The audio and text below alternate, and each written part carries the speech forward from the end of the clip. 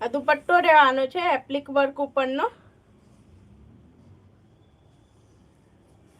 અજરક ઉપર એનું દામન રહેવાનું છે, અજરકનું દામન આપેલું છે ડિઝાઇનનું. હું ખોલીને બતાવું છું.